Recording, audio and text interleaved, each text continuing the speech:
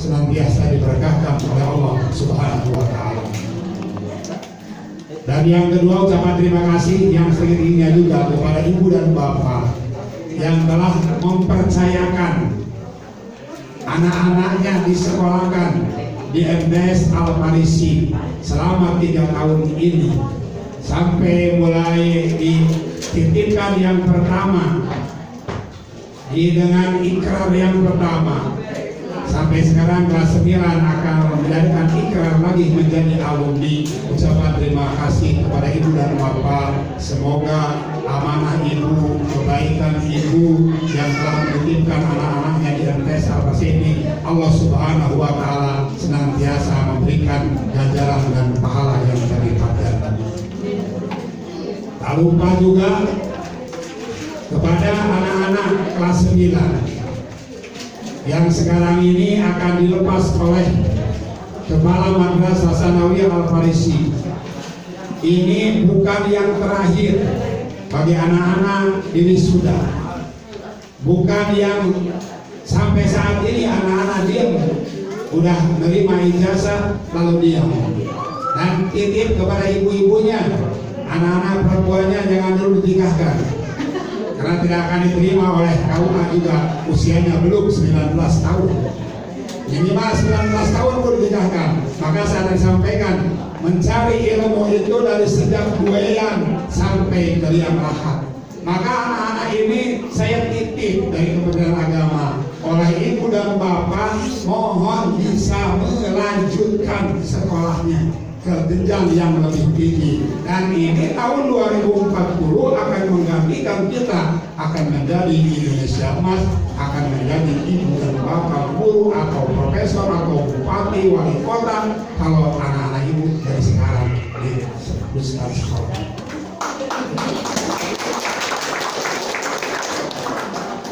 Ibu dan bapak jangan berpikir, Pak, saya tidak punya biaya, tidak punya biaya, saya terima biaya ini salah satu emang dana ya, untuk kita untuk menyekolahkan anak saya titip, dan anaknya ini masih di usia belia 15 tahun ya, yang paling kecil itu yang kecil 15 tahun, yang kecil 15 tahun, yang gede 16, ya bagus. Saya keluar dari SMP Sanawiyah 18 tahun. Saya keluar Sanawiyah 18 tahun, keluar SMA 21 tahun. Kenapa? Saya tidak sekolah 2 tahun, hampir 3 tahun tidak sekolah. Dan 3 tahun keluar SMP sekolah nganggur. Tidak sekolah karena tadi saya berbenturan dengan biaya.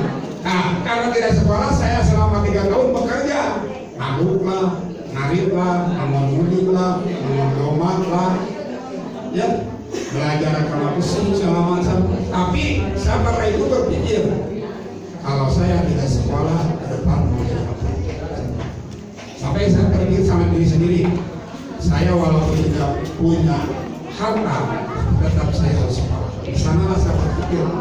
Sampai masuk sekolah dititipkan sama orang tua, ketika itu masih ada bapak masuk, tapi ketika masuk SLTA saya tidak ada yang ngantar, ibu saya tidak mengantar, saya cuma belajar, berangkat sendiri, daftar sendiri, berangkat sendiri, udah daftar, diterima, lulus, saya ingin pesantren, tidak ada yang mengantar lagi, berangkat sendiri. Makanya kiai gue heran ini bulan itu pesantren pewarna nawang datang ke pesantren anu mengumpul baju dengan untuk sekolah seperti malam. Nah ini juga anak-anak ibu, anak-anak bapak, coba sekolahkanlah yang lebih tinggi, karena dengan sekolah tersebut Allah Subhanahu wa Ta'ala dalam Al-Quran dari surat Al-Hujurat ayat 6, di tengah-tengahnya itu Allah akan meninggikan orang-orang yang beriman dan orang-orang yang mempunyai ilmu pengetahuan beberapa.